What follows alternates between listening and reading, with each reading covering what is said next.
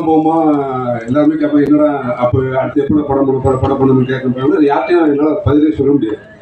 நான் அதுக்காகவே வீட்டை விட்டு வர எங்கேயுமே போக மாட்டேன், வீட்டுக்குள்ளே தான் இருப்பேன், வெளியே எங்கேயும் போக மாட்டேன். ஃப்ரெண்ட்ஸ்லாம் கேட்பாங்க, ஏடா எப்படா வரும் அப்படின்னா, எப்போ நீ அடுத்த படம் பண்ணு, எப்போ அடுத்த படம் பண்ணுன்னு கேட்டே இருப்பாங்க. அதுக்காகவே நான் வெளியே எங்கேயும் அதிகமாக போகிறதே கிடையாது. அப்போ ஜெயபாண்டியன்ட்ட வந்து டச்சில் இருந்துகிட்டே இருப்போம், நண்பராக இருக்கனால. ஒரு நாள் கண்டிப்பாக பண்ணணும்டா அப்படின்னு சொல்லியிருந்தாப்புல. அப்போ சொல்லும்போது நான் இந்த கதையை நான் சொன்னோடனே வீட்டை வெயிட் பண்ணுறா, நம்ம நண்பர் இருக்காரு சொல்லுவோம் அப்படின்னு சொல்லிட்டு தான் திருமல் லட்சுமணன் அறிவு பண்ணார். சார் ரொம்ப நன்றி சார், உங்களுக்கும் உங்கள் மனைவிக்கும் ரொம்ப நன்றி. நான் மீடியா எங்கள் அம்மாவோட கதை சப்போர்ட்னால இருப்பாங்க. அவங்க தான் என்னோட மேனேஜர், அவங்க தான் எல்லாம் ஆர்கனைஸ் பண்ணுவாங்க. இந்த படத்தில் நான் நடிக்கலை, ஆனால் இந்த படம் ரொம்ப நல்லா வரணும்னு ஒரு 6 மாசமா நினச்சிக்கிட்டே இருப்பேன். என்ன காரணம்னா, இந்த ரைட்டில் எனக்கு நெருக்கமான என்னோடு இணைந்த 3 பேர் இருக்காங்க. அதில் முதலாவதாக வாய்ப்பு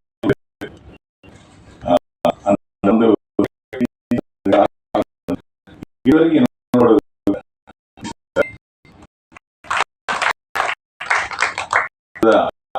படத்துடைய இயக்குனர் ரமேஷ் அவர்கள்,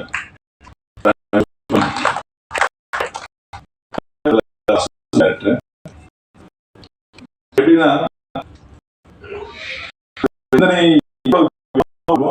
அவருடைய ரைட்டிங் அந்த படத்தோட டைலாக் வந்து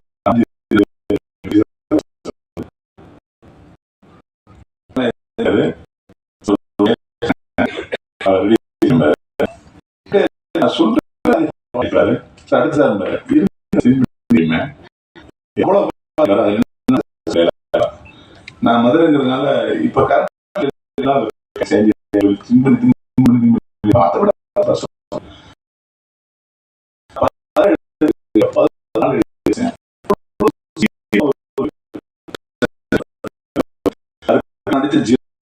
ரமேஷ் அப்புறம் பிரான்சிஸ்